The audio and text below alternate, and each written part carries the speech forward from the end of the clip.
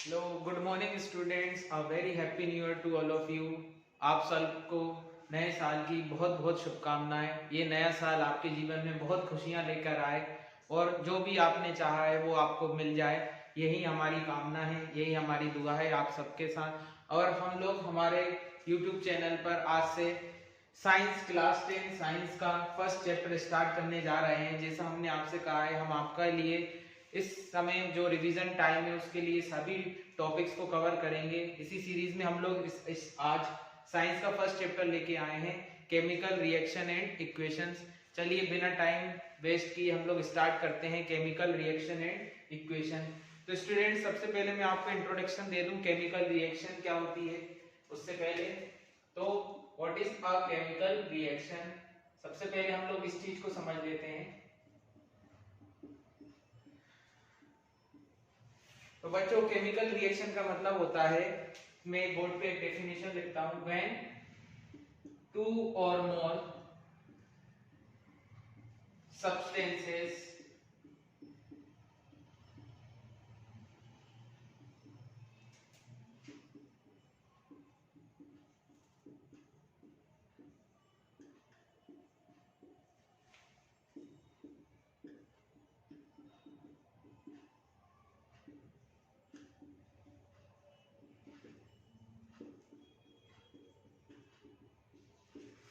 चलिए, तो बोर्ड पे मैंने केमिकल रिएक्शन की डेफिनेशन लिखी है बच्चों, इस चीज को आप समझिए।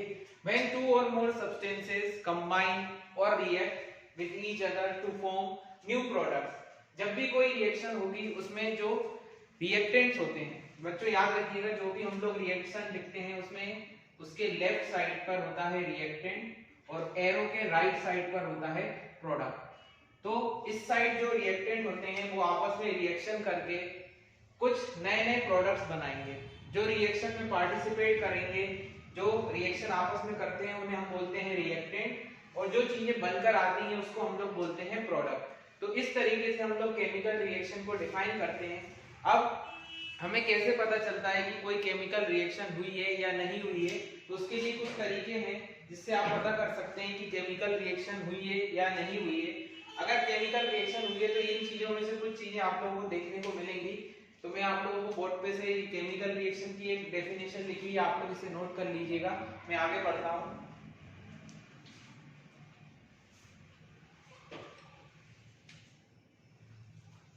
अगर change in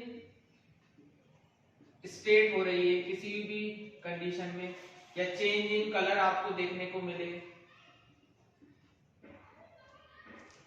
evolution of gas, अगर इस तरीके की कुछ चीजें आप लोगों को देखने को मिल रही हैं तो हम लोग बोलते हैं कि केमिकल रिएक्शन हुई है। केमिकल रिएक्शन में आपको सब्सटेंसेस की स्टेट चेंज होने को देखने को मिलेगी, कलर चेंज होने को देखने को मिलेगा, गैसेस बाहर निकलती हुई देखने को मिलेंगी। इस तरीके से हम लोग बोलते हैं कि जब भी कोई केमिकल रिएक्शन हुई है तो इस तरीके की चीजें हमें देखने को मिलती हैं। तो केमिकल रिएक्शन को हम इस तरीके से डिफाइन करते हैं, या फिर टेम्परेचर चेंज होने को मिल सकता है, प्रेशर वगैरह जो भी कंडीशंस होती हैं केमिकल रिएक्शन के लिए वो देखने को मिलती हैं।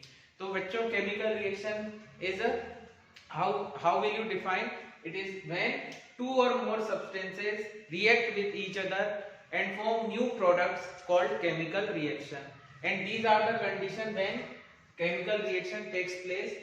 तो ये सब चीजें आप लोगों को देखने को मिलती हैं केमिकल रिएक्शन के दौरान। तो चलिए अब हम लोग चैप्टर का जो नाम है उसको समझ रहे हैं, केमिकल रिएक्शन।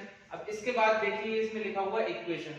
तो केमिकल इक्वेशन क्या होती है उसको और समझ लेते हैं हम लोग। तो केमिकल इक्वेशन होती है बच्चों,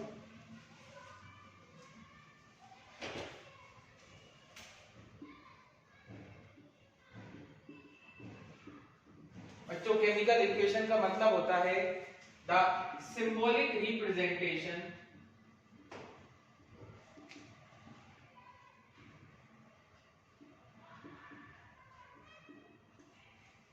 of a chemical reaction is called chemical equation. तो जो भी केमिकल रिएक्शन होती है उसको हम उनके सिंबल्स के फॉर्म में, उनके केमिकल फॉर्मूलेस के फॉर्म में लिखते हैं। फॉर एग्जाम्पल मैं कहूँ कार्बन ऑक्सीजन से रिएक्शन करके CO2 बनाता है, तो हम इसको वर्ड्स में नहीं लिखेंगे, हम लोग इनके सिंबल्स के फॉर्म में लिखेंगे। जैसे कि कार्बन के लिए हम लोग सिंबल होता है C, ऑक्सीजन के लिए जो सिंबल होगा O2, और जो फॉर्म हो रहा है वो होगा CO2। तो हमने जो रिएक्शन हुई है उसको उसके सिंबल्स के फॉर्म में रिप्रेजेंट कर दिया, तो ये एक केमिकल इक्वेशन होगी। ऑल्दो यही केमिकल रिएक्शन और केमिकल इक्वेशन में यही फर्क होता है, सिर्फ केमिकल रिएक्शन जो होगी उसके अगर हम उसको सिंबल्स के फॉर्म में लिख दें तो उसको हम लोग उसके बोलेंगे इक्वेशन। इसमें साथ में आपको इनकी स्टेट मेंशन करना होता है, एज यू ऑल नो कि जो मैटर होता है उसकी 3 स्टेट्स होती हैं, सॉलिड, लिक्विड एंड गैस। तो जो भी जैसे कि कार्बन सॉलिड स्टेट में, जिसके नीचे आप लिख सकते हैं S नीचे सबस्क्रिप्ट में, गैसियस है तो गैस, लिक्विड है तो आप लोग यूज करेंगे L।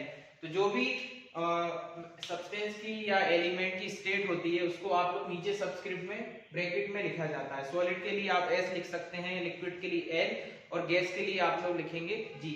तो this is the way how we define chemical reaction and equation. तो बच्चों केमिकल रिएक्शन बहुत तरीके की होती है, बहुत सारे टाइप्स होते हैं। अभी हम लोग केमिकल रिएक्शन के टाइप्स को समझेंगे। उससे पहले जो हमारा एनसीईआरटी में सबसे पहले टॉपिक दिया होता है बैलेंस्ड केमिकल इक्वेशन, उसको समझ लेते हैं। फिर मैं आपको एक तरीका बताऊंगा जिससे आप दुनिया की कोई भी रिएक्शन को बैलेंस कर सकते हैं बहुत आसान तरीके से। तो चलिए स्टार्ट करते हैं हमारा next topic, balanced chemical equation.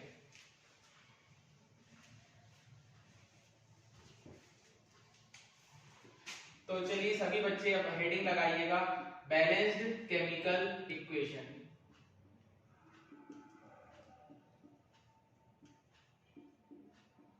तो बैलेंस्ड केमिकल इक्वेशन का मतलब क्या होता है बच्चों? तो मैं पहले बैलेंस्ड केमिकल इक्वेशन का मतलब लिख के बताता हूं आपको।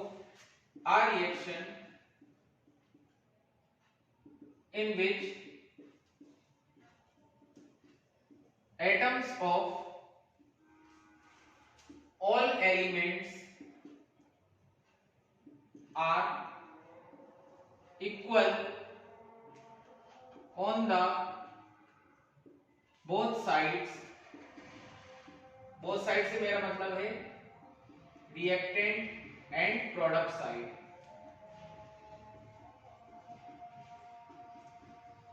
Called balanced chemical equation. तो बच्चों बैलेंस केमिकल इक्वेशन वो होती है जिसमें रिएक्टेंट साइड और प्रोडक्ट साइड हर एक एलिमेंट्स के एटम्स क्या हो, इक्वल हो, तो हम बोलेंगे जो रिएक्शन है वो बैलेंस्ड है। और जो भी रिएक्शन है उसको हमको बैलेंस करके लिखना पड़ता है। आप लोगों को पता होगा कि एक हम लोग लॉ पढ़ते हैं 9th क्लास में, आप लोगों ने पढ़ा होगा law of conservation of mass, law of conservation of मास, जो ये बोलता है कि किसी भी रिएक्शन में या किसी भी सिस्टम का जो मास है वो क्या होना चाहिए, कंजर्व होना चाहिए, वो किसी भी रिएक्शन के दौरान चेंज नहीं होना चाहिए। मतलब जितना मास हमने रिएक्टेंट साइड यूज किया है हम लोग चाहेंगे उतना ही मास हमको आफ्टर रिएक्शन मिल जाए। तो that's why law of conservation of मास को वैलिड साबित करने के लिए, इसको सही रखने के लिए हम लोग रिएक्शन को बैलेंस करते हैं। तो आप लोगों के एग्जामों में जब ये पूछा जाएगा कि what is balanced chemical equation, board point of view से इंपॉर्टेंट क्वेश्चन है, आप लोगों से पूछा जाता है कि बैलेंस्ड केमिकल इक्वेशन क्या होती है, तो आप इतना सा आंसर दे सकते हैं। और क्यों किया जाता है, due to law of conservation of mass, बस इतना सा आंसर रहेगा। अब मैं आप लोगों को तरीके सिखाऊंगा कि केमिकल रिएक्शन को किस तरीके से बैलेंस किया जाता है। पहले मैं आपको कुछ नॉर्मल मेथड्स बताऊंगा, उसके बाद आपको एक ऐसी मेथड बताऊंगा जिससे आप दुनिया की कोई भी रिएक्शन को आसानी से बैलेंस कर सकते हैं बिना किसी प्रॉब्लम्स के, और बड़ी से बड़ी रिएक्शन को आप बैलेंस कर सकते हैं। तो चलिए हम लोग आज सीखेंगे कि केमिकल रिएक्शन को बैलेंस किस प्रकार किया जाता है। चलिए आप लोगों को इसको नोट करना है, नोट कर लीजिए, हम लोग आगे बढ़ते हैं। चलिए आज सीखते हैं कि how to balance a chemical equation. मैंने बोर्ड पे एक क्वेश्चन लिखा है, हमको इसको बैलेंस करना है। As you can see it this reaction is not balance. चलिए हम लोग एक बार लिख लेंगे। तो बैलेंस करने के लिए सबसे पहले आप लिस्ट बनाइए, रिएक्टेंट साइड और प्रोडक्ट साइड जितने भी एलिमेंट्स हैं उनके कितने कितने एटम्स हैं वो हम लोग लिख लेते हैं। तो सबसे पहले देखिए आप लोग, आयरन जो है यहाँ पर एक ही है, यहाँ पर देखिए इसके सबस्क्रिप्ट में कुछ नहीं है, इसका मतलब 1 है। हाइड्रोजन देखिए 2 है, और ऑक्सीजन आप लोग देख सकते हैं 1 है। ऑक्सीजन भी 1 है। यहाँ पर ध्यान दीजिए आयरन 3 है, ऑक्सीजन ध्यान दीजिए आप लोग 4 है और हाइड्रोजन देखिए 2 है। तो आप लोग देख सकते हैं रिएक्शन बैलेंस नहीं है। तो इसको बैलेंस करने के लिए हम लोगों को सबसे पहले इजी वे में जो जल्दी बैलेंस हो जाए उसको कर सकते हैं आप लोग। तो यहाँ पर देखिए आयरन अकेला है, इसके साथ कुछ भी नहीं है, और यहाँ पर 1 है और यहाँ पर 3 है। तो देखिए बच्चों बड़े को तो छोटा नहीं करना है हमको, छोटे को बड़ा बना सकते हैं। तो हम लोग यहाँ पर 1 में ऐसे मल्टीप्लाई कर दीजिए कि 3 आ जाए। तो हम लोग बैलेंस करने के लिए यहाँ पर क्या लगा देंगे 3। तो आप लोग देख सकते हैं जैसे ही हम लोग यहाँ पे 3 लगाएंगे तो आयरन के 3 एटम हो जाएंगे। तो इससे आयरन अपने आप बैलेंस हो चुका है। चलिए आगे बढ़ते हैं। यहाँ पर देखिए आप लोग ऑक्सीजन यहाँ पर हाइड्रोजन बैलेंस है और ऑक्सीजन देखिए यहाँ पर 1 है और यहाँ पर 4 है। तो यहाँ पर हम लोग ऑक्सीजन को 4 करने के लिए यहाँ पर किससे मल्टीप्लाई कर देंगे 4 से। तो ऑक्सीजन भी कितने हो जाएंगे 4। तो ऑक्सीजन भी देखिए बैलेंस हो चुका है। अब देखिए आप लोग यहाँ पर 4 से मल्टीप्लाई करने से क्या हुआ, हाइड्रोजन के एटम्स बढ़ गए। अब 4 टू 8 एटम हो चुके हैं और यहाँ पर हाइड्रोजन के देखिए कितने 2 एटम्स ही हैं। तो यहाँ पर 2 को हमको 8 बनाना पड़ेगा। तो 2 को 8 बनाने के लिए आप जो जानते हैं हम लोग किससे मल्टीप्लाई कर देंगे 4 से। तो हाइड्रोजन के भी कितने एटम्स हो जाएंगे 8 एटम्स हो जाएंगे। तो आप देखिए दोनों तरफ सभी एटम्स जितने भी एलिमेंट्स थे उनके एटम्स बराबर हो चुके हैं। इसका मतलब अब ये रिएक्शन बैलेंस्ड है। तो इस तरीके से हम लोग नॉर्मल इजी वे से रिएक्शन को बैलेंस कर सकते हैं। चलिए सेकंड एग्जांपल लेते हैं और उसको कोशिश करते हैं करने की।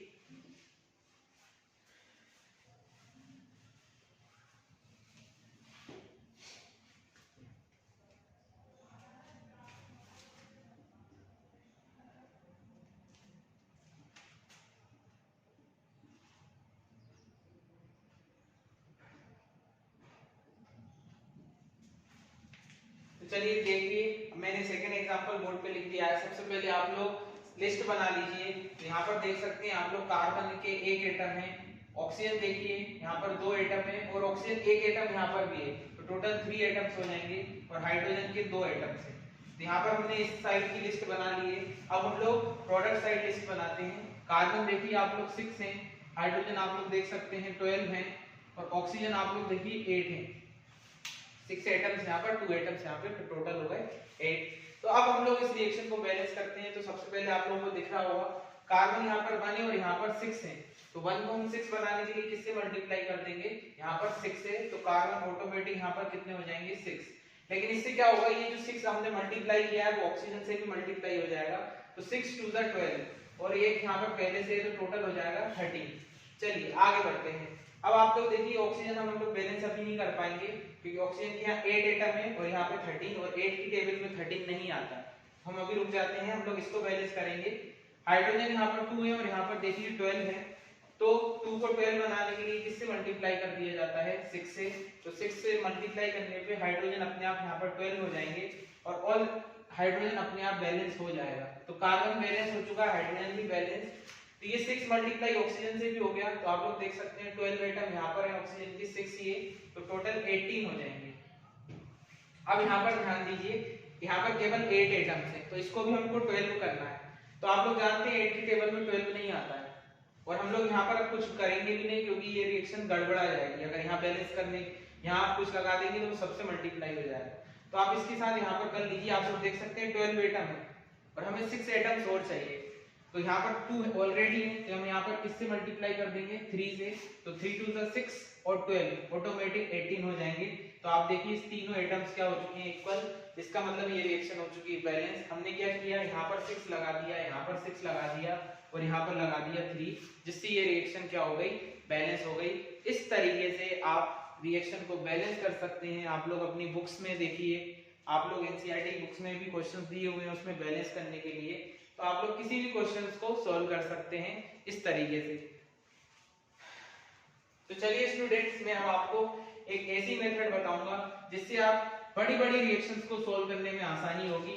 क्योंकि ये मेथड तो इजी है, छोटी रिएक्शंस में लग गई, लेकिन जब हार्ड रिएक्शंस आएंगी तब ये करने में टाइम लगता है, बार बार आपको एटम्स चेंज करने पड़ेंगे। तो मैं आपको ऐसी मेथड बताने जा रहा हूँ जो थोड़ी बड़ी तो है लेकिन इससे आप दुनिया की कोई भी रिएक्शन सॉल्व कर सकते हैं। तो चलिए आइए हम लोग थर्ड एग्जांपल लेते हैं। उस थर्ड एग्जांपल को मैं यहाँ पहले बोर्ड पे लिख देता हूँ। उससे पहले हम लोग रिएक्शन को बैलेंस करने के लिए पहले क्वेश्चन लिखेंगे। क्वेश्चन है आपका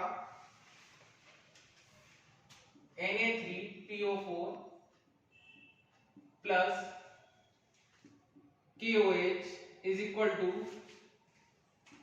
NaOH प्लस K3PO4। आप चाहें तो जो मेथड मैंने अभी बताई है उससे भी बैलेंस कर सकते हैं, कोई प्रॉब्लम नहीं है, आपका आंसर जरूर आएगा। लेकिन मैं आपको एक नई मेथड बताने वाला हूं जिससे आपसे कोई भी रिएक्शन सॉल्व कर सकते हैं। तो सबसे पहले आप लोग क्या कीजिए, जितने भी आपको सब्सटेंसेस दिए हुए हैं सबके आगे आप एक कोफिशिएंट मान लीजिए, जिसको मैंने आपको नाम बताया था स्टोइकियोमेट्रिक कोफिशिएंट।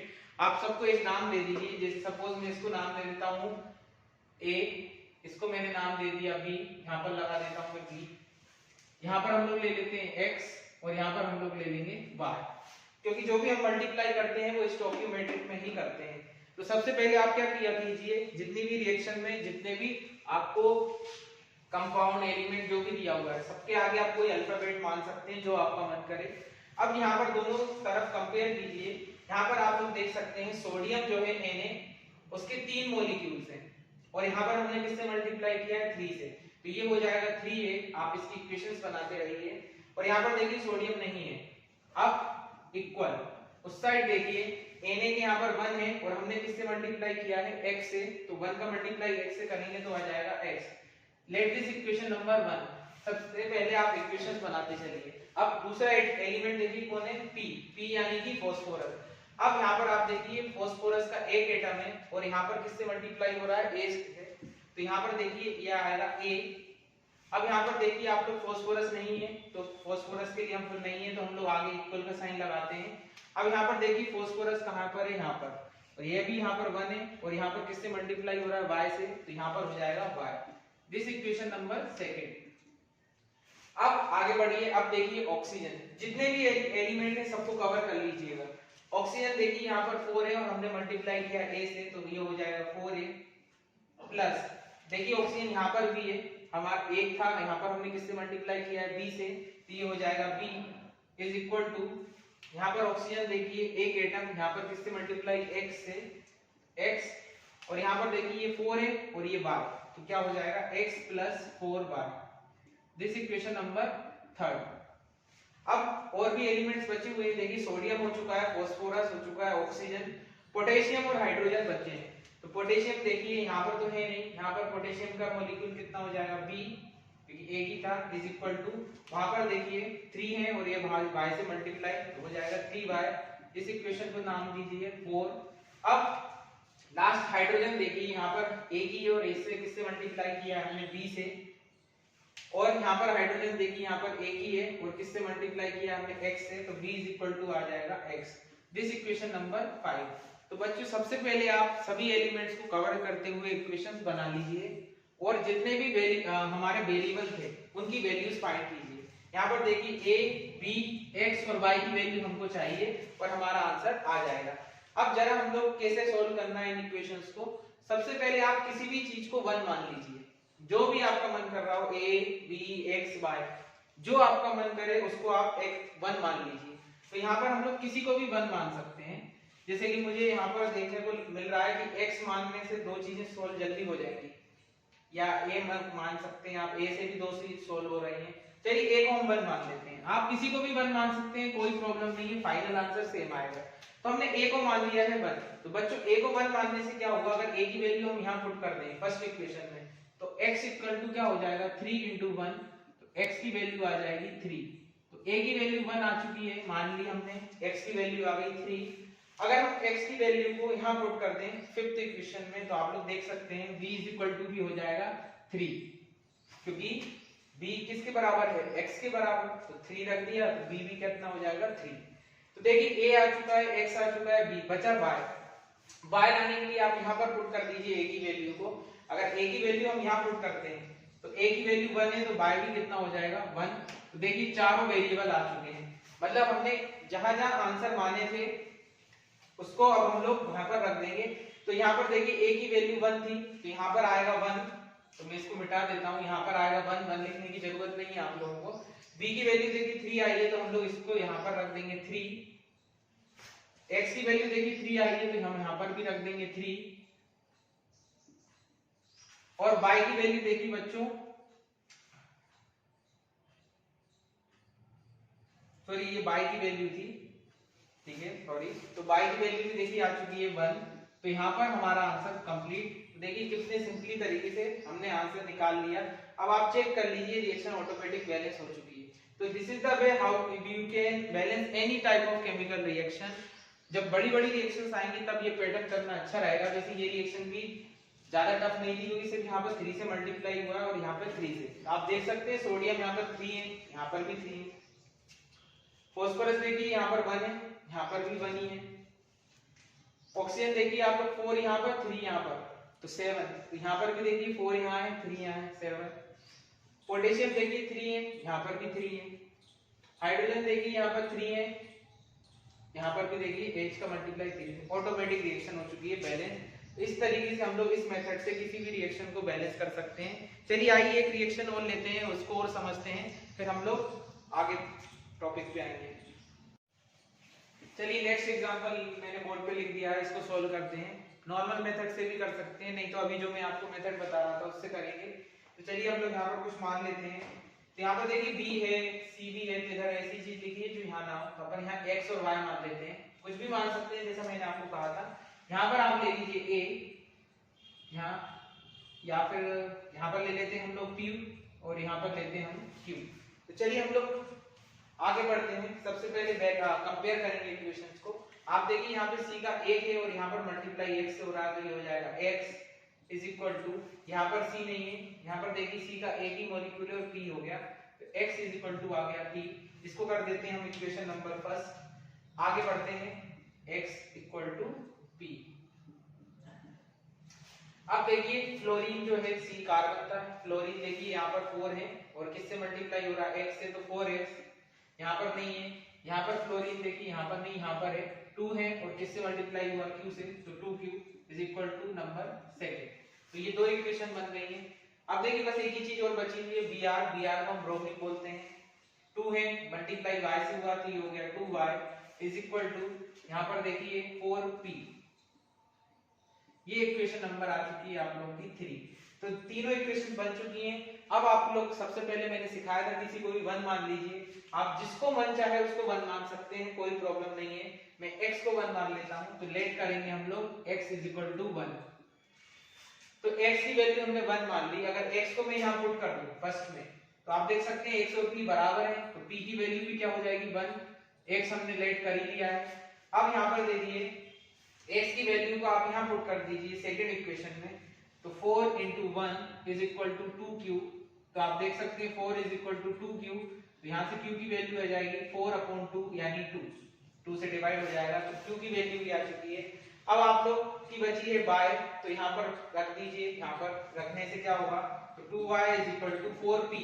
p की वैल्यू देखिए कितनी है 1, तो 4 into 1, तो 2y is equal to 4, तो y की वैल्यू भी आ जाएगी 2। तो आप लोग देख सकते हैं x और p 1 आए हैं और Q और y 2 आए हैं। तो x की जगह 1 रखेंगे, तो यहाँ 1 लिखने की जरूरत नहीं है। p y देखिए आप लोग 2 आया है, तो हम लोग यहाँ पर किससे मल्टीप्लाई कर देंगे 2 से। इसके बाद p देखिए 1 आया, तो p 1 लिखने की जरूरत नहीं है। इसके बाद q देखिए q भी कितना आया है 2, तो यहाँ पर भी हम लोग लगा देंगे 2। तो this is the balanced reaction. आप लोग मैच कर लीजिए, कार्बन एक ही है दोनों तरफ। फ्लोरीन देखिए यहाँ 4 है, तो ये देखिए 2 2 4 बैलेंस। ये देखिए 2 2 4, ये भी देखिए 4, तो ऑलरेडी बैलेंस हो गई है। तो देखिए स्टूडेंट्स, इस तरीके से मैंने आपको एक मेथड सिखाई, इससे आप दुनिया की कोई भी रिएक्शंस बैलेंस कर सकते हैं। अगर आप नॉर्मली नहीं कर पा रहे हैं तो इसको जरूर अप्लाई कर दीजिए, इससे तो आप कोई भी रिएक्शन सॉल्व कर सकते हैं। चलिए अब हम लोग आगे बढ़ते हैं। हमारा नेक्स्ट टॉपिक रहेगा टाइप्स ऑफ केमिकल रिएक्शंस। उसको हम लोग स्टार्ट करते हैं और देखेंगे जितनी भी टाइप्स की केमिकल रिएक्शंस होती हैं उनके विद उनके एग्जांपल्स, और फिर हम लोग लास्ट में एनसीईआरटी के क्वेश्चन आंसर्स को समझेंगे लास्ट में। तो चलिए स्टार्ट करते हैं टाइप्स ऑफ केमिकल रिएक्शन।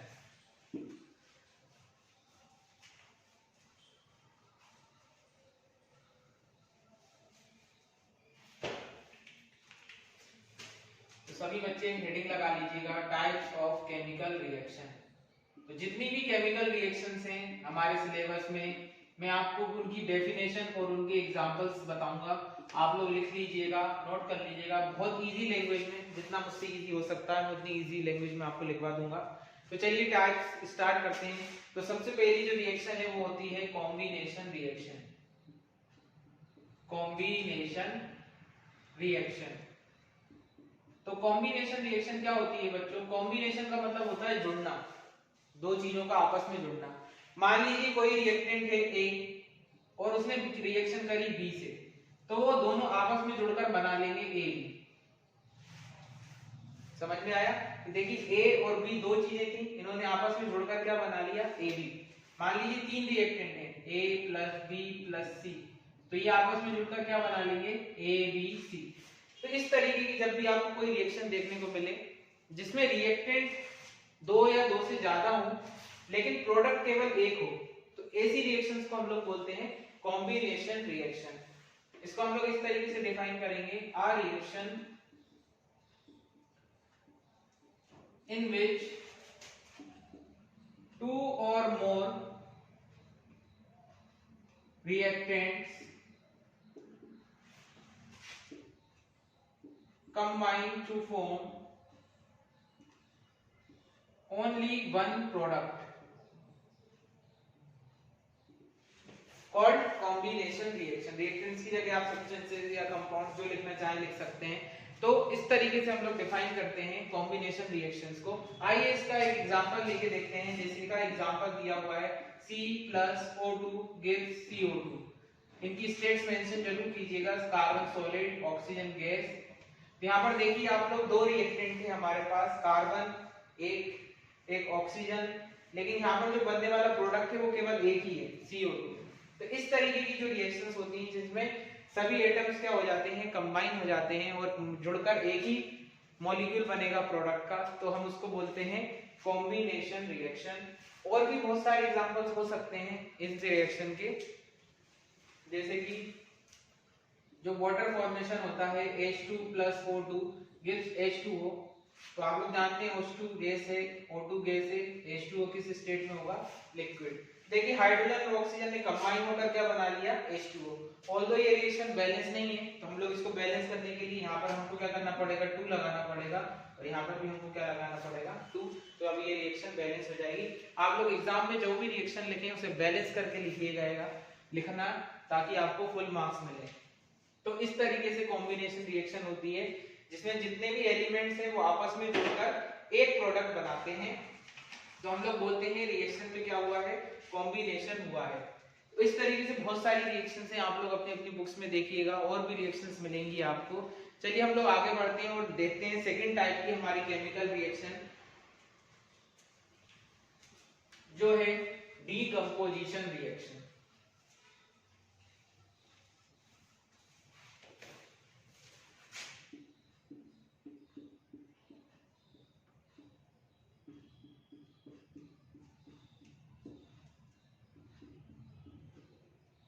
तो आप लोगों की नेक्स्ट रिएक्शन है डीकंपोजिशन रिएक्शन। डीकंपोजिशन मतलब होता है ब्रेक होना, टूटना, विघटित हो जाना हिंदी में बोले तो कॉम्बिनेशन में क्या होता था? एलिमेंट जो कंपाउंड बहुत सारे थे, प्रोडक्ट केवल एक था। इसमें क्या होगा? एक जो रिएक्टेंट होगा वो सिंपलर प्रोडक्ट्स में क्या हो जाएगा? ब्रेक हो जाएगा। मतलब मान लीजिए आप लोगों के पास कोई एलिमेंट था AB, तो वो ब्रेक होकर क्या हो जाएगा? A+B। उस कॉम्बिनेशन रिएक्शन की जस्ट रिवर्स रिएक्शन हो जाएगी डीकंपोजिशन। जैसे कोई एलिमेंट था ABC, तो ब्रेक होकर हो जाएगा A+B+C। तो आप लोग देख सकते हैं एक ही रिएक्टेंट था लेकिन प्रोडक्ट एक से ज्यादा है। तो इस तरीके से हम लोग डीकंपोजिशन रिएक्शन को समझते हैं। इसको आप लोग डिफाइन कैसे करेंगे? A reaction in which one substance is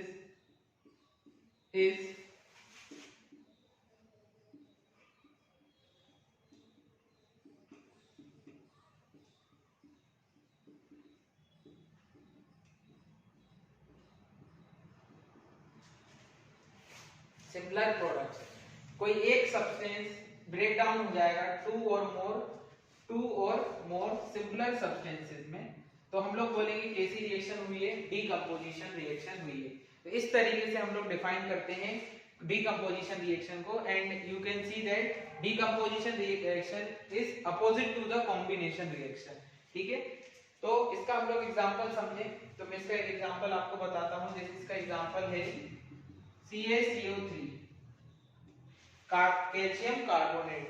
ये सॉलिड स्टेट में होगा। जब अपन इसको हीट करते हैं, इसको जब हीट किया जाता है, हीट इनपुट की तरह दी जाती है, तो ये CaO प्लस CO2 में ब्रेक हो जाएगा, calcium oxide and carbon dioxide. इसका नाम है बच्चों कैल्शियम कार्बोनेट और इसका नाम है कैल्शियम ऑक्साइड। तो कैल्शियम कार्बोनेट जिसको आप लोग लाइमस्टोन के नाम से भी जानते हैं और इसको हम लोग जानते हैं क्विक लाइम के नाम से। तो आप लोग देख सकते हैं एक ही सब्सटेंस था, वो ब्रेक हो गए, दो सिंपलर सब्सटेंसेस में क्या हो गया, ब्रेक हो गया है। तो इसमें हमने हीट दी तो ये ब्रेक होके दो सब्सटेंस डिवाइड हो गया, कार्बन डाइऑक्साइड लिबरेट हो जाएगी। इसका एक और एग्जांपल समझते हैं, एक दो एग्जांपल और हैं। जैसे कि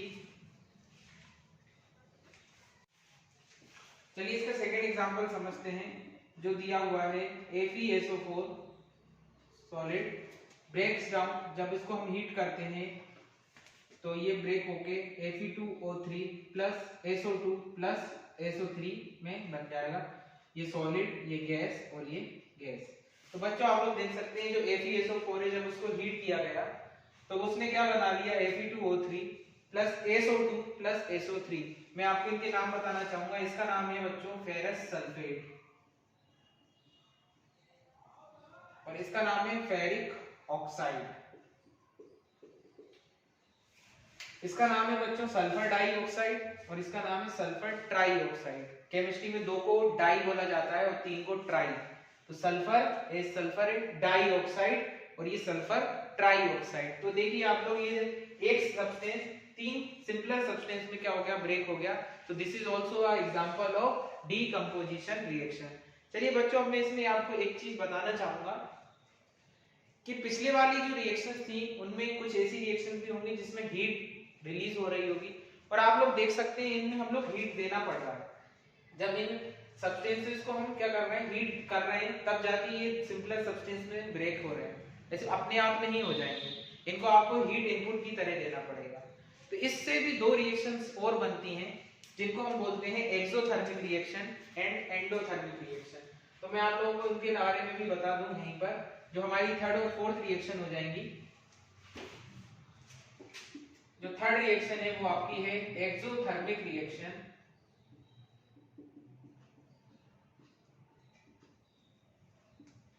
और एक होती है एंडोथर्मिक। चलिए इसके बारे में बाद में बात करूंगा।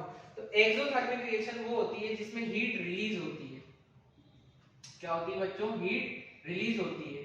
आ reaction in which heat is released called exothermic reaction. मतलब जो कार्बन की मैंने आपको बर्निंग दिखाई थी उसमें CO2 तो होती है, साथ में बहुत सारी मात्रा में क्या रिलीज होता है, वो हीट रिलीज होती है। तो आप देखिए हीट रिलीज हो रही है, कार्बन डाइऑक्साइड धुएं के फॉर्म में रिलीज होगा, तो क्या रिलीज हो रहा है, हीट रिलीज हो रही है।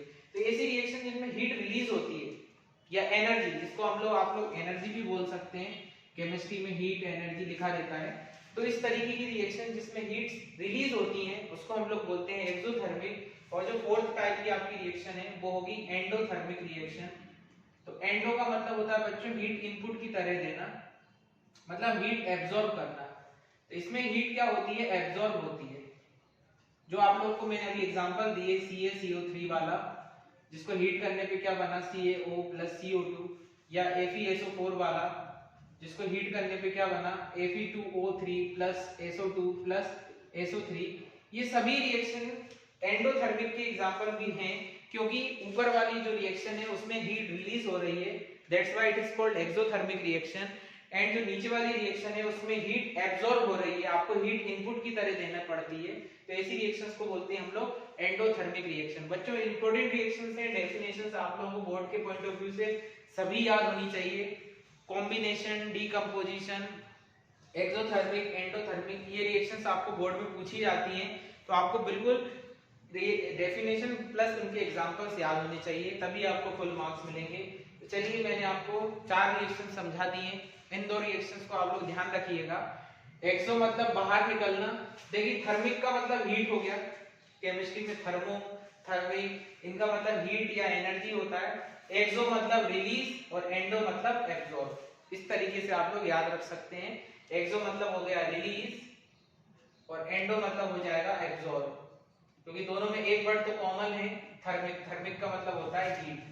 तो इस तरीके से आप लोग याद रख सकते हैं एक्सोथर्मिक और एंडोथर्मिक रिएक्शन। चलिए हम लोग आगे बढ़ते हैं और नेक्स्ट रिएक्शन पे आते हैं, जो है डिस्प्लेसमेंट रिएक्शन।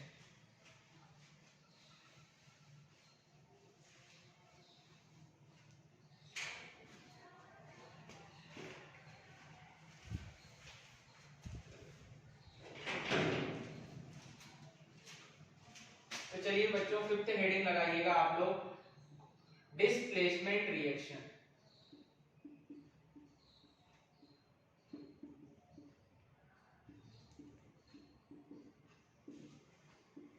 तो बच्चों डिस्प्लेसमेंट का मतलब क्या होता है? डिस्प्लेस मतलब होता है किसी चीज को अपनी प्लेस से हटा देना, हटा के खुद उसकी प्लेस पर क्या कर देना, जगह बना लेना, उसको बोलते हैं डिस्प्लेसमेंट। आप लोग जानते हैं डिस मतलब होता है रिमूव, प्लेस मतलब जगह। मतलब ऐसी रिएक्शंस जिसमें क्या होगा, एक एलिमेंट दूसरे एलिमेंट को डिस्प्लेस कर देगा और उसकी जाकर जगह जाकर खुद जुड़ जाएगा, तो उसको हम बोलेंगे डिस्प्लेसमेंट रिएक्शन। इसको आप लोग इस तरीके से समझिए, मान लो ए ने रिएक्शन करी बीसी से, थोड़ा इस चीज को समझिएगा। ए ने रिएक्शन करी बीसी से, अगर ए की रिएक्टिविटी बी से ज्यादा है तो ए क्या करेगा, बी को हटा के खुद जाके सी से जुड़ जाएगा। तो देखिए ए ने क्या किया, खुद जाकर बी से जुड़ गया और बी को क्या कर दिया, हटा दिया। बट ये तभी चीज हो सकती है जब उसकी रिएक्टिविटी ज्यादा हो। तो पहले मैं इसकी आपको डेफिनेशन बताऊंगा और फिर बताऊंगा ये रिएक्टिविटी का टर्म मतलब क्या है। तो आ रिएक्शन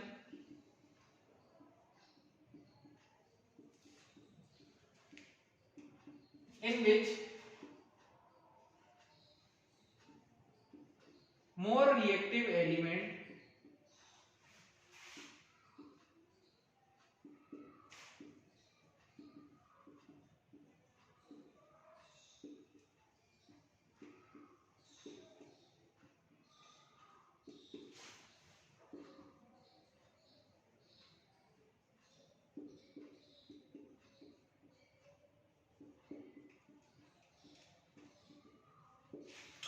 तो बच्चों इस तरीके से रिएक्शन को डिफाइन किया जाता है, एक ऐसी रिएक्शन जिस मोर रिएक्टिव एलिमेंट अपने से कम रिएक्टिव एलिमेंट को क्या कर सकता है, डिस्प्लेस कर सकता है।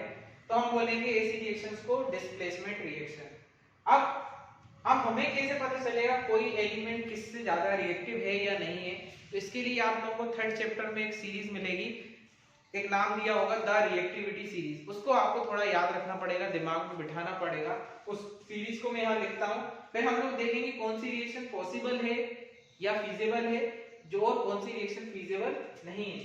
तो पहले आप लोग इस डेफिनेशन को नोट कर लीजिएगा। मैं आपको रिएक्टिविटी सीरीज बताता हूँ, फिर आप लोग, तो जो रिएक्टिविटी सीरीज होती है वो कुछ इस तरीके से है।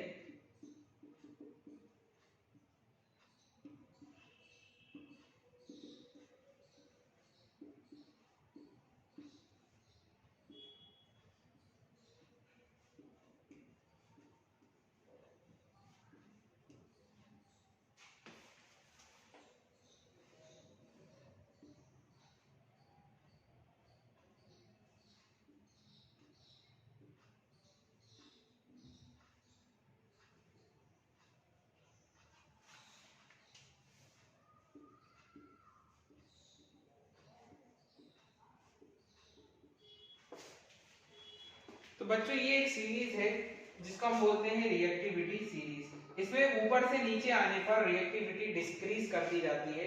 तो आप लोग देखिए इस सीरीज में जो पोटेशियम, नाम बता रहा हूं, sodium, calcium, magnesium, aluminium, zinc, iron, lead, hydrogen, copper, mercury, silver, gold, platinum, तो ये सीरीज होती है रिएक्टिविटी सीरीज। इसमें जो एलिमेंट ऊपर है वो उसकी रिएक्टिविटी अपने से नीचे वाले एलिमेंट से ज्यादा होगी। मतलब आप लोग देख सकते हैं इसमें जो K है वो मोस्ट रिएक्टिव होगा क्योंकि ये सबसे ऊपर है, और जो Pt है प्लेटिनम वो होगा लीस्ट रिएक्टिव। तो इसमें से वो एलिमेंट जो अपने से नीचे वाले एलिमेंट को क्या कर सकते हैं, डिस्प्लेस कर सकते हैं। इसका मतलब पोटेशियम इनमें से सभी को डिस्प्लेस कर सकता है। अब जैसे कि मैग्नीशियम है तो मैग्नीशियम इन सबको तो डिस्प्लेस करेगा, लेकिन मैग्नीशियम अपने से ऊपर वालों को डिस्प्लेस नहीं कर पाएगा। तो ये रिएक्टिविटी सीरीज होती है, इसको आप लोगों को याद करना पड़ेगा। मैं आपको एक तरीका बता दे रहा हूँ जिससे आप इसको याद कर सकते हैं। इसको इसे याद कर लीजिए, केदारनाथ का माली आलू जरा फीका पकाता है। केदारनाथ का माली आलू जरा फीका पकाता है। तो इस तरीके से आप याद कर लीजिए, इससे आपको थोड़ा आसानी हो जाएगी याद करने में, एक तरीका है याद करने का। इसके बाद देखिए आप लोग CUHGAGAUPT, ये भी याद करने में ज्यादा दिक्कत नहीं आएगी क्योंकि आप लोग इसको ऐसे ही याद कर सकते हैं, CUHGAGAUPT। ठीक है, तो इस तरीके से हम लोग देख सकते हैं कि ये जो रिएक्टिविटी सीरीज है इस तरीके से हम याद रख सकते हैं। तो मैं आपको इसके एग्जांपल देता हूं जो आप लोगों को थोड़ा बहुत समझ में भी आएंगे। जैसे कि कॉपर सल्फेट की अगर रिएक्शन हम लोग जिंक से कराएं तो बनकर आएगा zinc sulphate plus copper.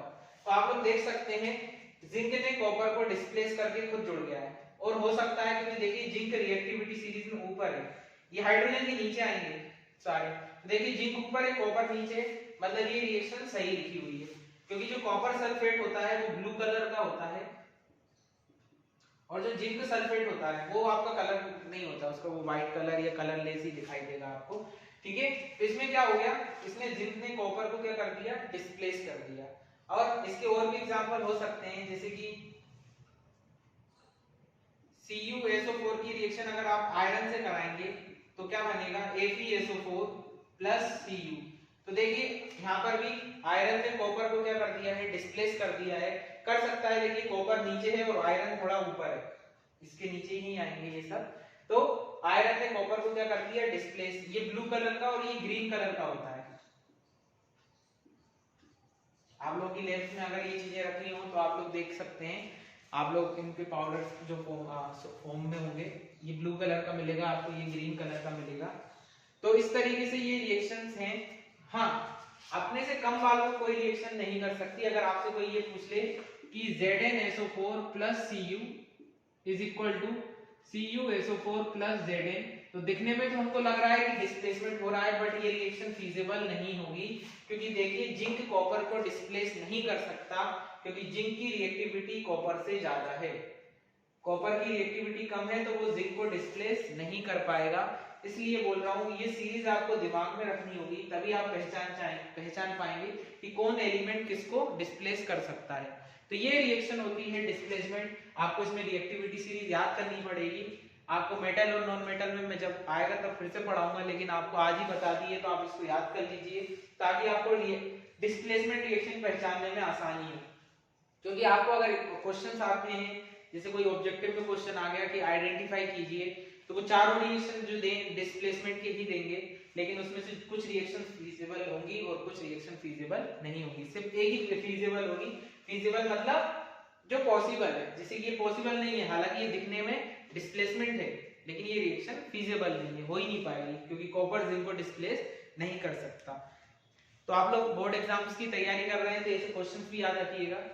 Question आ जाए, is this reaction is feasible, if yes then why, if not then why? So your answer is no because copper is less reactive than zinc. Okay, बस इतना सा आपको answer देना पड़ेगा। चलिए हम लोग आगे बढ़ते हैं डिस्प्लेसमेंट रिएक्शन के बाद। जो हमारी अगली रिएक्शन है डबल डिस्प्लेसमेंट रिएक्शन।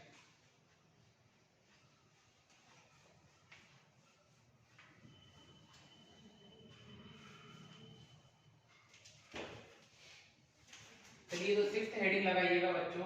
जो हमारी अगली रिएक्शन है वो है डबल डिस्प्लेसमेंट रिएक्शन।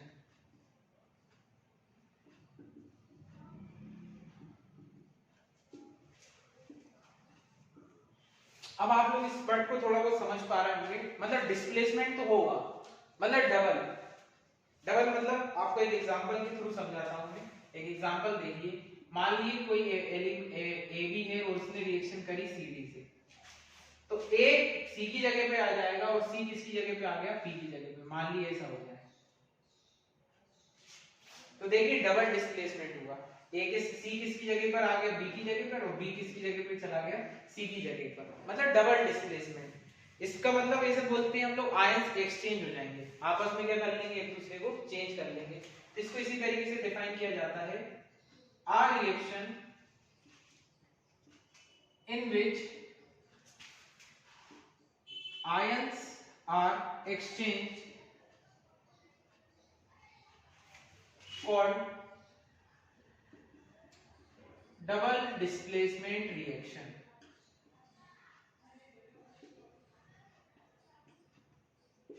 तो बच्चों इस तरीके से आप डिफाइन कर सकते हैं डबल डिस्प्लेसमेंट रिएक्शन को। डबल डिस्प्लेसमेंट रिएक्शन क्या होती है वो बता दिए। चलिए इसका एग्जांपल भी हम लोग देखते हैं, इसका जो भी एग्जांपल दिया हुआ हमको उस एग्जांपल को देखते हैं।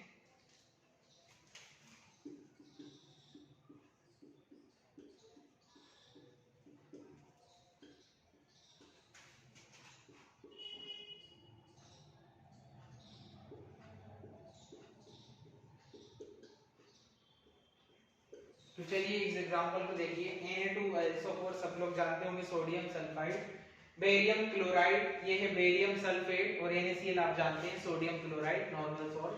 तो आप लोग देखिए इसमें क्या हुआ है, जो सोडियम है वो क्लोरीन से रिएक्शन कर लिया है और बेरियम जो है वो सल्फेट से रिएक्शन कर लिया है, मतलब ये दोनों ने अपने आयंस क्या कर लिए हैं, एक्सचेंज कर लिए हैं।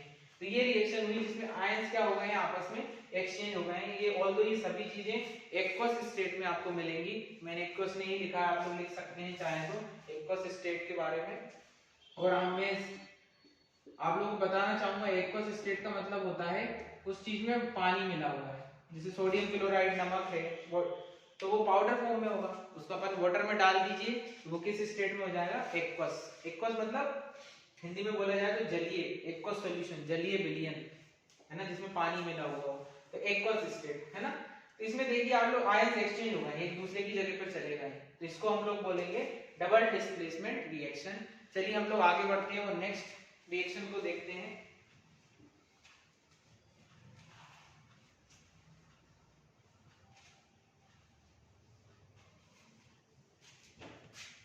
जो नेक्स्ट है वो है हमारी सेवंथ रिएक्शन, उसको हम बोलेंगे ऑक्सीडेशन। तो बच्चों मैं इनको आपको एक साथ समझाना चाहूंगा कि एक साथ समझने में अच्छा लगेगा। नेक्स्ट जो होगी रिडक्शन, ये दोनों रिएक्शन मैं आपको एक साथ समझाना चाहूंगा क्योंकि ऑक्सीडेशन और रिडक्शन में थोड़ा सा ही फर्क होता है। तो जो ऑक्सीजन होती है उसका मतलब होता है एडिशन ऑफ ऑक्सीजन और रिमूवल ऑफ हाइड्रोजन, ये ऑक्सीजन लिखा हुआ है। ऐसी रिएक्शन जिसमें किसी एलिमेंट के साथ ऑक्सीजन जुड़ रही हो या हाइड्रोजन बाहर निकल रही हो तो हम बोलेंगे उसका हुआ ऑक्सीडेशन। और ऐसी रिएक्शन जिसमें इसकी रिवर्स प्रोसेस हो रही हो, मतलब रिमूवल ऑफ ऑक्सीजन या फिर हो रहा हो एडिशन ऑफ हाइड्रोजन, तो हम लोग बोलेंगे क्या हो रहा है, रिडक्शन। ऑल्दो मोस्टली जो रिएक्शंस होती है उनमें दोनों प्रोसेस होती हैं एक साथ।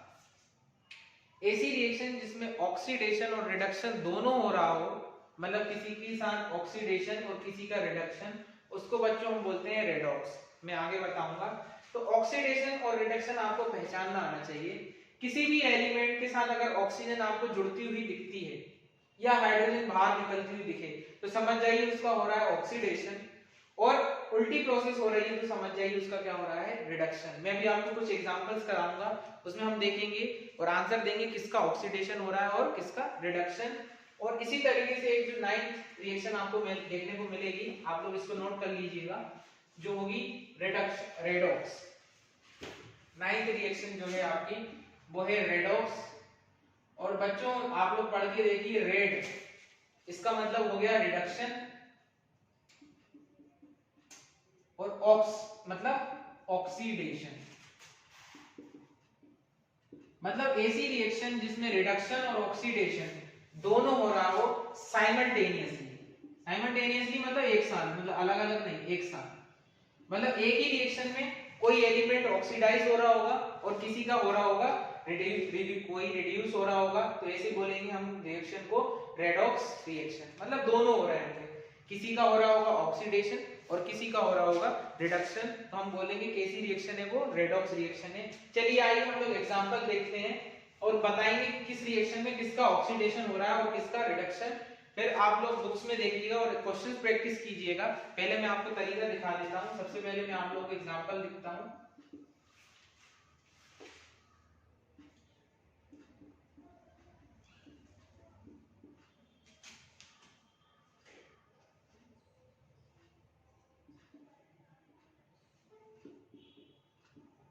तो चलिए बच्चों, मैंने बोर्ड पर एक एग्जांपल लिखा है CuO plus H2 is equal to Cu plus H2O after heating, ये पॉसिबल होगा। अब यहाँ पर देखिए आप लोग, क्या है ये एक रेडॉक्स रिएक्शन है? बिल्कुल है। आप लोग यहाँ पर ध्यान दीजिए, जो ऑक्साइड है कॉपर का, ठीक है, इसको हम क्यूप्रस ऑक्साइड बोलते हैं, और यहाँ पर देखिए कॉपर, तो यहाँ पर देखिए यहाँ से ऑक्सीजन बाहर निकल रही है। आप लोग यहाँ पर देखिए, यहाँ पर ऑक्सीजन यहाँ से बाहर निकल गई, मतलब यहाँ पर क्या हुआ है, रिमूवल ऑफ ऑक्सीजन, मतलब इसका क्या हुआ है, रिडक्शन। और आप लोग देखिए यहाँ पर हाइड्रोजन अकेला था और यहाँ पर हो चुका है H2O, मतलब जो ऑक्सीजन थी वो जुड़कर कहाँ चली गई, इसके साथ, मतलब इसका हुआ है ऑक्सीडेशन। तो देखिए ऑक्सीडेशन भी हो रहा है और साथ में क्या हो रहा है, रिडक्शन भी हो रहा है, मतलब ये एक रेडॉक्स रिएक्शन है। तो आप लोग इसमें क्या देखेंगे, कॉपर ऑक्साइड जो है CuO is reduced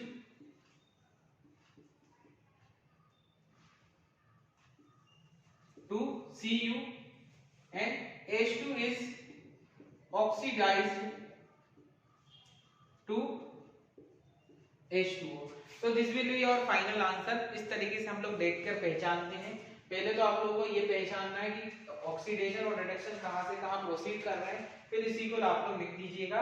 आपके इस तरीके से बहुत सारे बोर्ड में क्वेश्चंस आते हैं, मैंने देखे हैं और बुक्स में भी दिए हुए हैं। चलिए बुक का एक और क्वेश्चन देखते हैं हम लोग, जो उसमें में दिया हुआ है।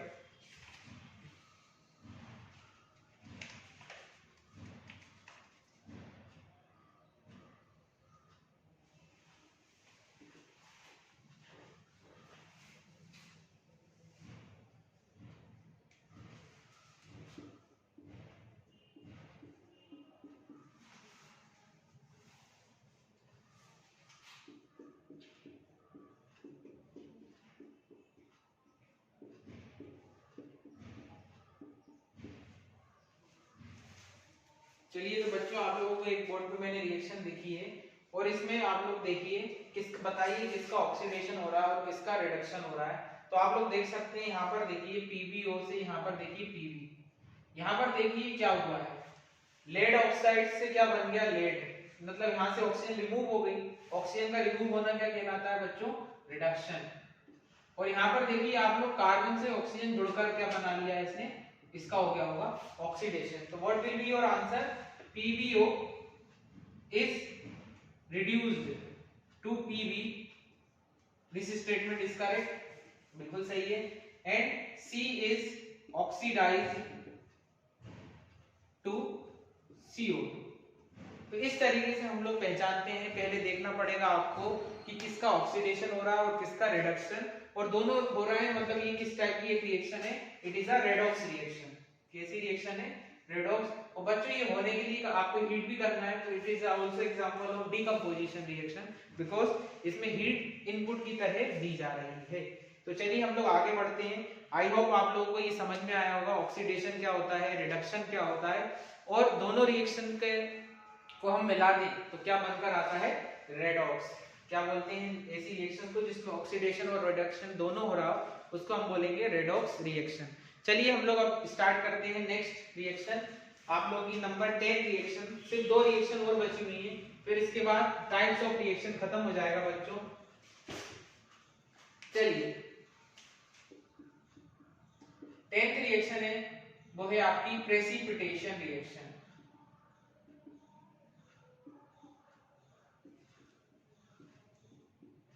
तो बच्चों प्रेसिपिटेशन का मतलब होता है प्रेसिपिटेट, इसमें एक वर्ड आ रहा है प्रेसिपिटेट। तो प्रेसिपिटेट का मतलब होता है बच्चों इनसॉल्युबल कंपाउंड। इनसॉल्युबल मतलब जो चीज सोल्यूबल ना हो, नहीं घुलती, उसको हम बोलते हैं प्रेसिपिटेट। तो ऐसी रिएक्शन आर रिएक्शन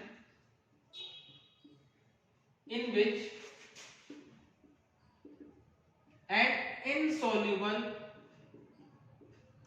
सॉलिड लिख सकते हैं, या आप लोग का मन हो तो कंपाउंड लिख लीजिए, मुझे कोई दिक्कत नहीं है, is formed called precipitation reaction.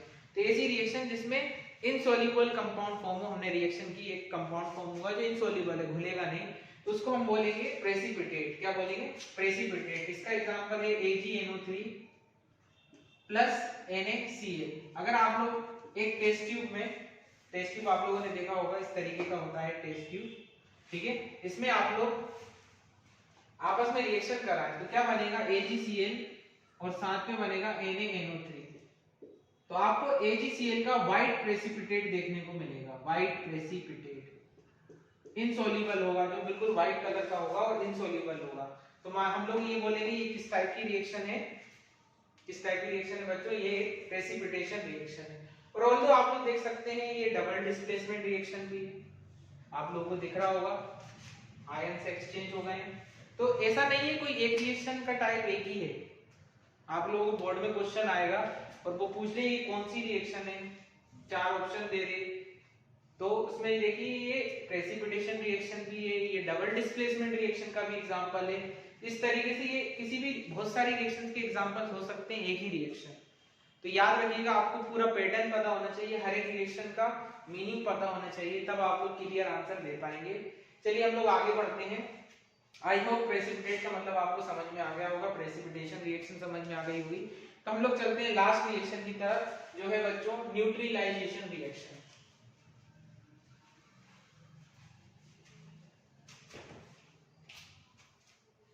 तो आपकी लास्ट रिएक्शन है न्यूट्रलाइजेशन रिएक्शन। न्यूट्रलाइजेशन रिएक्शन का मतलब होता है बच्चों आ रिएक्शन इन विच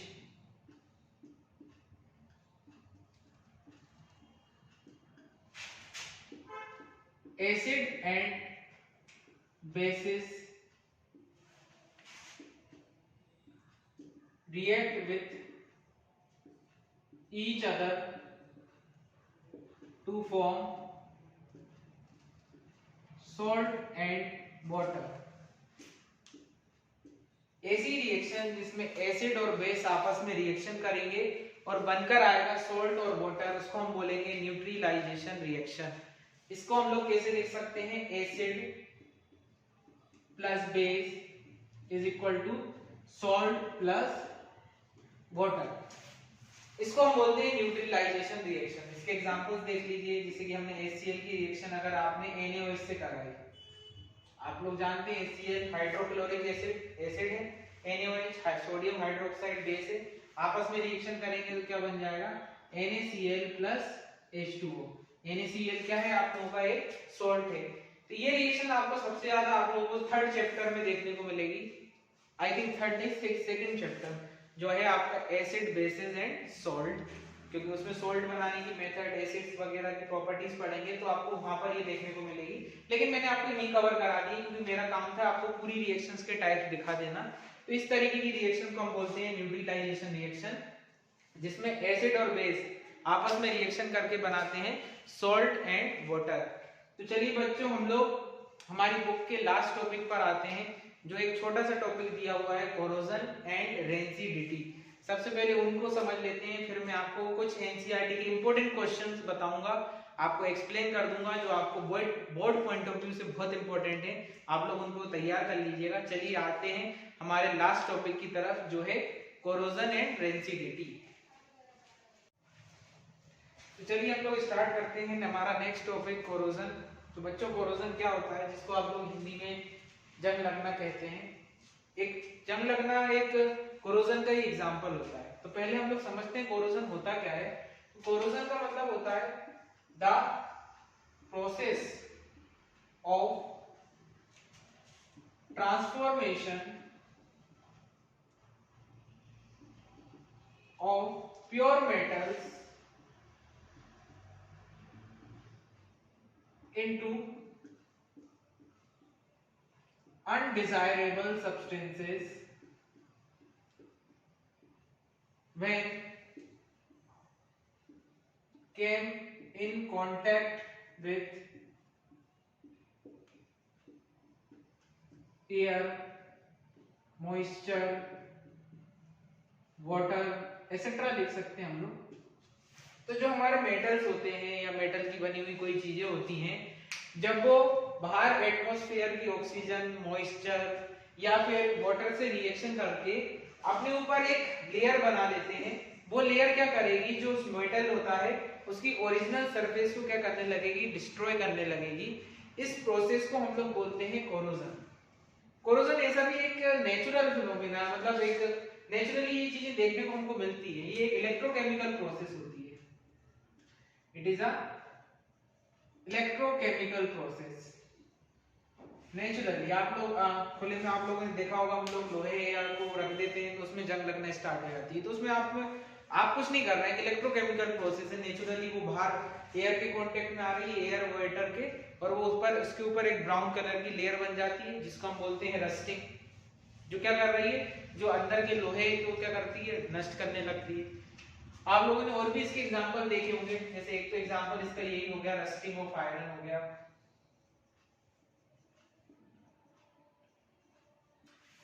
आपने ग्रीन कोटिंग देखी होगी कॉपर पर, ब्लैक कोटिंग ऑन सिल्वर।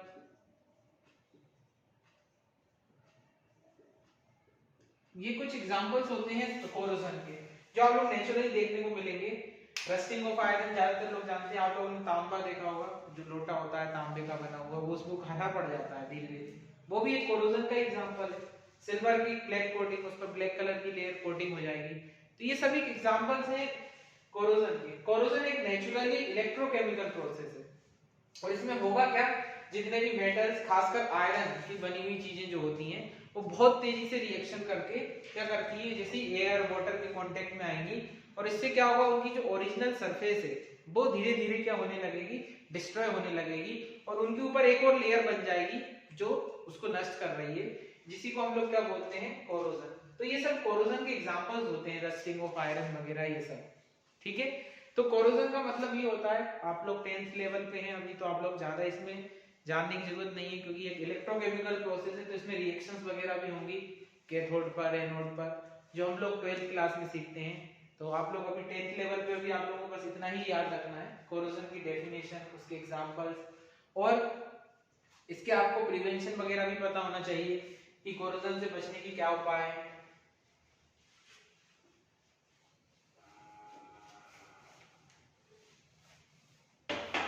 तो आप लोगों को पता होगा प्रिवेंशन ऑफ कोरोजन।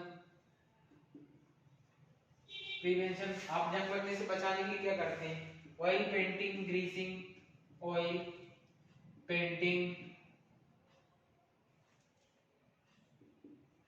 ग्रीसिंग।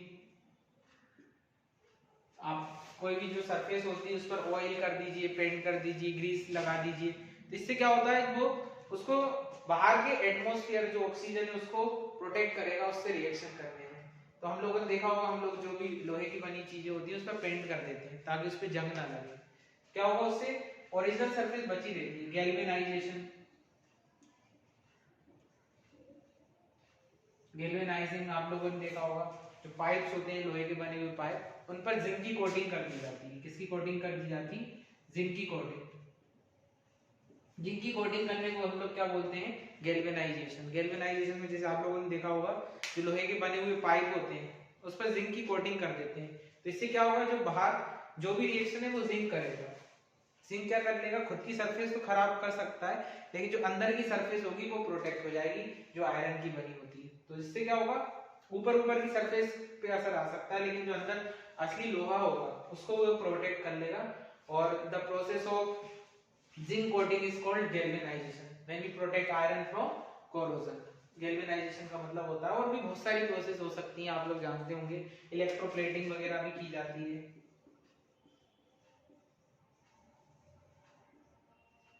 तो ऐसी बहुत सारी प्रोसेस होती हैं जिसमें हम लोग कोरोजन से बचने के लिए किया जाता है। और कोरोजन का फैक्टर्स क्या होते हैं, फैक्टर्स जो होते हैं कोरोजन के, तो पहला होता है हाई रिएक्टिविटी। जो मेटल जितना ज्यादा अच्छा रिएक्टिव होगा उस पर जंग उतनी अच्छे से लगती है, जिसकी रिएक्टिविटी ज्यादा होती है। प्रेजेंस ऑफ इम्प्योरिटी वगैरह हो गई, सॉल्ट जिसको हम बोलते हैं, अगर उसमें इम्प्योरिटीज ज्यादा हैं तो जंग लगने के चांसेस और स्पीड भी क्या होगी, ज्यादा होगी। तो ऐसी बहुत सारी फैक्टर्स होते हैं जंग लगने के, जिससे रेट ऑफ रिएक्शन भी बढ़ जाता है, ठीक है ना। रेट मतलब उतनी ही स्पीड से क्या लगेगी, जंग लग सकती है या कोरोजन की घटना आपको देखने को मिलेगी। तो यही हमारे सिलेबस में है, ज्यादा कुछ इसमें दिया नहीं है कोरोजन के बारे में। चलिए आइए हम लोग नेक्स्ट टॉपिक पे आते हैं, जो है रेंसिडिटी। अब हम लोग रेंसिडिटी को समझेंगे। चलिए हम लोग नेक्स्ट टॉपिक स्टार्ट करते हैं, रेंसिडिटी। रेंसिडिटी क्या होता है बच्चों, आप लोगों ने देखा होगा हम लोग घरों में जो ऑयल या फैट्स जो होते हैं, अगर उन्हें हम ज्यादा समय तक खुला छोड़ दें तो उनकी स्मेल और टेस्ट क्या हो जाता है, चेंज हो जाता है। जैसे कि आपके घरों में जो घी होता है उसको भी हम अगर ज्यादा देर खुला छोड़ दें तो कि उसकी स्मेल और टेस्ट क्या हो जाते हैं, चेंज हो जाते हैं। तो ये सब एग्जांपल्स हैं रेंसिडिटी के। तो रेंसिडिटी में क्या होता है, जो फैट्स या ऑयल्स होते हैं, the fats and oils are oxidized when kept in open, ठीक है। जो हम लोग के फैट्स या ऑयल्स होते हैं वो अगर हम उनको खुला छोड़ दें या तो क्या होगा, उससे वो उनका ऑक्सीडेशन होने लगेगा, ऑक्सीडाइज हो जाएंगे। तो इससे उनके क्या होने लगेगा, स्मेल और जो टेस्ट होता है वो क्या हो जाता है, चेंज हो जाता है। इस प्रोसेस को हम लोग बोलते हैं रेंसिडिटी। आप लोगों ने खुद देखा होगा, हम लोग जो तेल लेके आते हैं उसको हम लोग हमेशा बंद करके रखते हैं। अगर आप उसे खुला छोड़ दोगे ज्यादा दिन, जो खाने का तेल होता है, तो वो उसका टेस्ट ही चेंज हो जाएगा, स्मेल आने लगेगी उसमें। हम उसको ज्यादा देर तक खुला नहीं छोड़ सकते। प्रॉब्लम यही है कि वो धीरे धीरे क्या होने लगते हैं, ऑक्सीडाइज होने लगते हैं। आप लोगों ने चिप्स के पैकेट देखे होंगे, उनको पैकिंग किया जाता है, अंदर नाइट्रोजन गैस भरी जाती है ना, उनको सड़ने से बचाने के लिए। क्योंकि अगर वो भी क्या होगा, ज्यादा दिन तक रखे रहते हैं तो उनमें भी स्मेल आने लगती है। तो नाइट्रोजन गैस उनको प्रोटेक्ट करने के लिए रखी जाती है। नाइट्रोजन क्या इनर्ट होती है, नाइट्रोजन इनर्ट गैस है, इतनी आसानी से रिएक्शन नहीं करती। तो उनका ऑक्सीडेशन होने से बचाने के लिए क्या करा जाता है, उस जो चिप्स के पैकेट्स होते हैं उनमें नाइट्रोजन गैस भरी जाती है, other than any other gas, oxygen वगैरह, क्योंकि वो आसानी से ऑक्सीडाइज हो जाएंगे और उनका स्मेल टेस्ट वगैरह क्या हो जाता है, चेंज हो जाता है। तो इनके भी प्रिवेंशन है, आप लोग इनको खुले ना रखें, ज्यादा लाइट ओपन केफ में ना रखा करें, इनको हमेशा पैकिंग में रखना चाहिए, खुला नहीं छोड़ना चाहिए। ज्यादा समय तक इनको यूज, जैसे कि खाने की चीजें भी हैं, अगर आप उसे ज्यादा समय तक रख दो तो वो भी स्मेल आने लगेगी, वो भी आप नहीं खा पाएंगे। तो ये सब एग्जांपल्स होते हैं रेंसिडिटी के। तो रेंसिडिटी में जो फैट्स ऑयल्स होते हैं वो ऑक्सीडाइज हो जाते हैं और जिससे उनका स्मेल टेस्ट या आप लोग पाउडर कहें, ये सब चेंज हो जाता है, जिसको हम बोलते हैं रेंसिडिटी। आप लोग एनसीईआरटी में भी पढ़िएगा, आप लोग के इसमें ज्यादा कुछ बातें नहीं दी गई हैं रेंसिडिटी के बारे में, बस इतनी ही कुछ बातें दी गई थी जो मैंने आप लोगों को अभी अभी बताई। तो ये हमारे टॉपिक्स थे। सबसे पहले मैंने आपको केमिकल रिएक्शन इक्वेशंस के बारे में बताया, बैलेंस करना सिखाया, जितनी भी रिएक्शंस के टाइप्स थे वो बताए, और लास्ट में जो कोरोजन और रेंसिडिटी था वो भी मैंने आपको बता दिया है। अब हमारा इसमें जो एनसीईआरटी की कुछ इंपॉर्टेंट क्वेश्चन है मैं आपको वो बताना चाहूंगा, जो बोर्ड पॉइंट ऑफ व्यू से इंपॉर्टेंट है, आप लोग उनको प्रिपेयर जरूर कीजिएगा। बाकी जो मैंने पूरा सिलेबस में जितनी भी चीजें थी वो सब आपको बता दी हैं। ये भी बोर्ड एग्जाम में डायरेक्टली क्वेश्चंस आते हैं, रिएक्शंस बैलेंस करने वाले, डिफाइन करने के लिए ऑक्सीडेशन रिडक्शन या कोई भी रिएक्शन आपसे पूछ लेंगे। और भी एनसीईआरटी में कुछ इंपॉर्टेंट क्वेश्चन दिए रहते हैं। चलिए हम आगे उनको एक एक करके डिस्कस करते हैं, जो खास खास क्वेश्चन है। अदरवाइज मैंने पूरे क्वेश्चंस करा दिए हैं आपको, ये भी क्वेश्चंस दिए हुए हैं रेंसिडिटी के, कोरोजन के, कॉम्बिनेशन, एक्सोथर्मिक। इसके अलावा कुछ और क्वेश्चंस जो इंपॉर्टेंट क्वेश्चंस है मैं आपको वो और समझाना चाहूंगा। चलिए स्टार्ट करते हैं एनसीईआरटी के कुछ क्वेश्चंस को हम लोग। चलिए अब हम लोग एनसीईआरटी के कुछ क्वेश्चंस को कवर करते हैं। मेरे पास बुक है एनसीईआरटी की, उसमें मैं देख पा रहा हूँ कुछ पहले जो इंडेक्स पेज नंबर 6 पर कुछ क्वेश्चंस दिए हुए हैं। पेज नंबर 6 की जो इंडेक्स क्वेश्चन है, जैसे उसमें पहला क्वेश्चन दिया हुआ है, why should magnesium ribbon be cleaned before burning in air. मतलब जो मैग्नीशियम रिबिन होती है उसको एयर में एक्सपोज करने से पहले साफ क्यों किया जाता है, तो है ना। तो मैंने आप लोग ये बुक में देखिएगा, पेज नंबर 6 पर है, इंपॉर्टेंट क्वेश्चन है बोर्ड के लिए। तो मैग्नीशियम क्या होता है, एक हाई रिएक्टिव मेटल है। मैंने आपको एक रिएक्टिविटी सीरीज दिखाई थी, उसमें देखिए केदारनाथ का माली चौथे नंबर पे लिखा हुआ है, मतलब हाई रिएक्टिव है। और जो रिएक्टिव होते हैं वो जल्दी से ऑक्सीजन से क्या कर लेते हैं, रिएक्शन। तो मैग्नीशियम को जब हम लोग एयर में एक्सपोज करेंगे तो वो MgO बनाता है ना, बैलेंस कर लेंगे, यहाँ पर 2 लगा देंगे और यहाँ पर भी क्या लगा देंगे 2। तो ये मैग्नीशियम ऑक्साइड की लेयर बनती है, एक लेयर बन जाती है जो क्वाइट स्टेबल है, जो इसको फर्दर ऑक्सीजन फर्दर रिएक्शन होने से रोकेगी। अब मैग्नीशियम ऑक्साइड को जो क्लीन किया जाता है वो सैंड पेपर से क्लीन किया जाता है। कैसे किया जाता है बच्चों, क्लीन करने के लिए कोई कपड़ा नहीं चाहिए कि जो मैग्नीशियम की रिबन है उसको आप कपड़े से साफ करो, उसको सैंड पेपर से क्लीन किया जाता है। ठीक है, तो मैग्नीशियम को ऑक्सीजन से रिएक्शन करके क्या बनाएगा, मैग्नीशियम ऑक्साइड की एक लेयर बनाता है जो स्टेबल है, जो फर्दर रिएक्शन को रोकेगी मैग्नीशियम के ऑक्सीजन से। और इसको हम लोग क्लीन किससे करते हैं, सैंड पेपर से हम लोग क्या करते हैं, क्लीन किया जाता है। ठीक है, तो ये आंसर रहेगा। इसके बाद अगले जो क्वेश्चन है वो आपको रिएक्शंस लिखनी है, मैं आपको दिखा सकता हूं।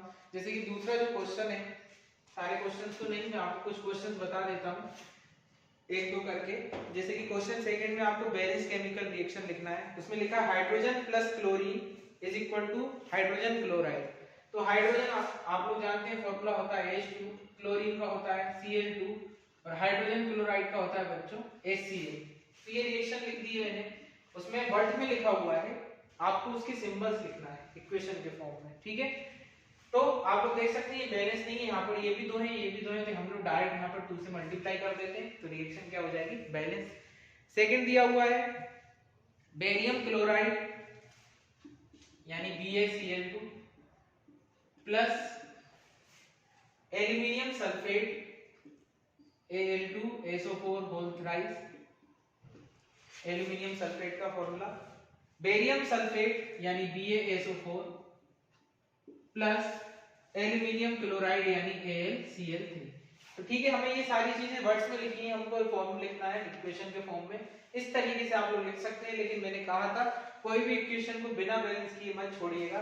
तो आप लोग देखिए यहाँ पर SO4 पूरे 3 है, तो हम लोग यहाँ 3 लगा देंगे, और बेरियम देखिए यहाँ पर 3 हो गए, यहाँ पर भी हम लोग 3 लगा देंगे। एल्यूमिनियम देखिए 2 है, तो हम लोग यहाँ पर 2 लगा देंगे। अब आप लोग चेक कीजिए क्या रिएक्शन बैलेंस हो चुकी है, बिल्कुल हो चुकी है। अब आप लोग देखिए क्लोरीन 3 2 6, यहाँ पर भी देखिए 2 3 6, ऑक्सीजन देखिए 4 3 12, यहाँ भी 3 4 12, पूरी रिएक्शन बैलेंस है। अब मैंने आपको बैलेंस करना दिखा दिया, जितनी ज्यादा आप प्रैक्टिस करेंगे आपको रिएक्शन देखकर सोल्व करना आ जाएगी, ABCD मानने की भी जरूरत नहीं है, जैसे मैंने अभी आपको करके दिखाई। धीरे धीरे प्रैक्टिस वाली बात है, जितना ज्यादा आप प्रैक्टिस करेंगे। इस तरीके से क्वेश्चंस ट्राई कीजिएगा। इसके बाद जो कुछ खास क्वेश्चन भी मैं देख पा रहा हूँ, इसके बाद जो पेज नंबर आपको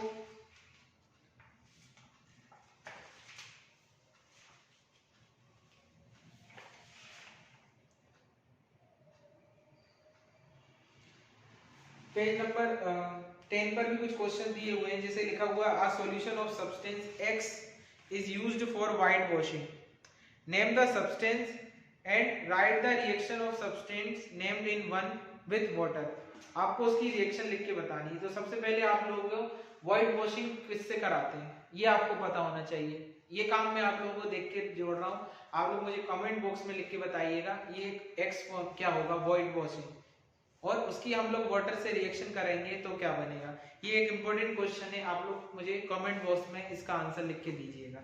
चलिए नेक्स्ट क्वेश्चन जो है पेज नंबर 13 पर, जैसे कि पहला क्वेश्चन दिया हुआ है why does the colour of copper sulphate change when iron is dipped in it. तो मैंने आप लोगों को बच्चों बताया था कॉपर सल्फेट की रिएक्शन जब हम लोग आयरन से करते हैं तो क्या बनता है, FeSO4 प्लस कॉपर। क्यों बनेगा, मैंने आप लोगों से कहा था क्योंकि आयरन कॉपर से ज्यादा रिएक्टिव है, और मैंने कलर भी बताए थे आपको, कॉपर सल्फेट का ब्लू कलर होता है और ये ग्रीन कलर का होता है। तो आयरन कॉपर को डिस्प्लेस कर देगा क्योंकि उसकी रिएक्टिविटी ज्यादा है, दैट्स व्हाई सॉल्यूशन का कलर क्या हो जाएगा, चेंज हो जाएगा। इसके बाद आप लोगों को कुछ रिएक्शन दी गई है, उसमें आपको ये बताना है किसका ऑक्सीडेशन हो रहा है और किसका रिडक्शन। तो पेज नंबर 13 पे जो क्वेश्चंस हैं उसका क्वेश्चन नंबर 3, ये भी मैं आपको सजेस्ट करूंगा आप इसका आंसर कमेंट बॉक्स में लिख के बताएं किसका ऑक्सीडेशन हो रहा है और किसका रिडक्शन, ये मैंने आपको अभी करते हुए दिखाए थे। इसके बाद जो क्वेश्चंस हैं वो एक्सरसाइज में आ जाइए। जैसे कि बहुत सारे क्वेश्चन तो हम लोग कवर कर चुके हैं, जैसे बैलेंस करने वाले, what is balanced chemical equation, ये भी मैंने आपको बताया था। What do you mean by exothermic and endothermic, give examples. मैंने आपको लिख के समझाया, पूरी डेफिनेशन लिखवाई है, एग्जांपल्स लिखवाए हैं। Why is respiration considered as exothermic reaction. बच्चों ये बहुत इंपॉर्टेंट क्वेश्चन है बोर्ड पॉइंट ऑफ व्यू से। रेस्पिरेशन को एक्सोथर्मिक रिएक्शन क्यों बोला जाता है? रेस्पिरेशन का मतलब आप लोग समझते हैं क्या होता है, सांस लेना। अब आप लोग पता है रेस्पिरेशन में क्या होगा। तो हम लोगों को बच्चों एनर्जी किससे मिलती है? खाना खाने से। जो भी हम लोग खाना खाते हैं उससे हमें क्या मिलेगी? एनर्जी। फूड से हमको क्या मिलती है? एनर्जी मिलती है। तो जो लार्ज मॉलिक्यूल्स होते हैं, हम जो है ना, जितने भी हम जो खाना खाते हैं, जो खाने के लार्ज मॉलिक्यूल्स होते हैं, वो सिंपलर सब्सटेंसेस में क्या होते हैं? डिवाइड होते हैं, ब्रेक डाउन होगा उनका। सिंपलर सब्सटेंसेस में क्या होने लगेगा? ब्रेक डाउन होता है। Like glucose. ग्लूकोज क्या करता है? ऑक्सीजन से रिएक्शन करके हमारे सेल्स को क्या करता है? एनर्जी सप्लाई करता है। अब एनर्जी जो रिलीज हो रही है, ये जो रिएक्शन है, आप लोगों को मैंने बताया था, जो भी एनर्जी रिलीज होती है तो उसको हम लोग क्या बोलते हैं? Combustion reaction. ग्लूकोज आप लोग जानते हैं C6H12O6। अगर अपन इसकी ऑक्सीजन से रिएक्शन कराते हैं तो जो भी रिएक्शन होगी तो ये क्या करेगा? हमारी बॉडी को इसमें क्या मिलेगी? इससे क्या होगा? CO2 रिलीज होगी प्लस H2O, और साथ में बच्चों क्या रिलीज होती है? हीट। तो आप लोगों को मैंने बताया था, जब भी हीट रिलीज होती है तो ऐसी रिएक्शंस को बच्चों हम लोग क्या बोलते हैं? Exothermic reaction. तो इस तरीके से हम लोगों को इस चीज को एक्सप्लेन करना है, क्योंकि जो हम लोग खाना खाते हैं उससे हमें एनर्जी मिलेगी। जो फूड के लार्ज मॉलिक्यूल्स होते हैं वो सिंपलर सब्सटेंसेस में ब्रेक डाउन होते हैं, लाइक ग्लूकोज। ग्लूकोज ऑक्सीजन से रिएक्शन करके हमारे सेल्स को एनर्जी प्रोवाइड करता है, हीट रिलीज होती है, और हीट रिलीज होने को हम लोग बच्चों क्या बोलते हैं? Exothermic reaction. और यही है आपका इस क्वेश्चन का कंप्लीट आंसर। बस आपको बोर्ड में कुछ नहीं, बस इतना ही बताना है, आप लोगों का कंप्लीट फुल मार्क्स दिए जाएंगे। चलिए ठीक है। इसके बाद मैं देख पा रहा हूँ, इसके बाद जो